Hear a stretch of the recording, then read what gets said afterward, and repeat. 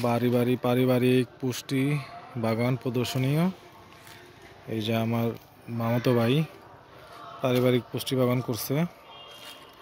এটা পারিবারিক বাড়ির উঠানে লাল শাক, পালং শাক, ডাঁটা শাক, ওই যে কলমি শাক বুনছে, পুঁই শাক বুনছে, ওই যে পুঁই শাক,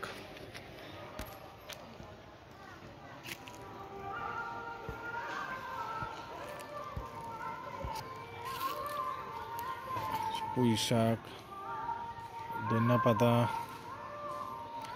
ওই পাশে মূলা। আফান, এই যে আফান গ্যান্ডারি খাই রোজা রমজান মাসে।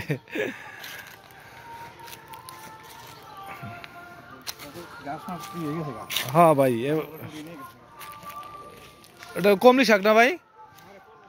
হ্যাঁ, সুন্দর হয়েছে এটা।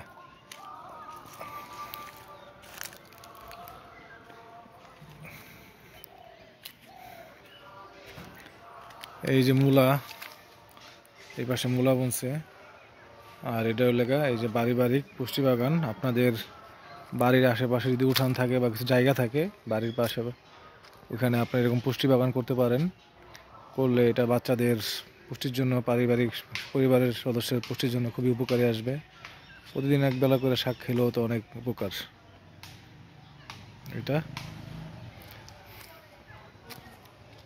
এই যে আফফান গ্যান্ডারি খাইতেছে, আফফানও পরিদর্শন করতেছে বাগান। আফফান এখান থেকে প্রায় শাক নেয়, নিয়ে ভাজি করে, ওর আম্মু আরো ভাজি করে দেয়, ও খায় না। আফফান, তুমি এখান থেকে শাক নিয়ে খাও না বাবা?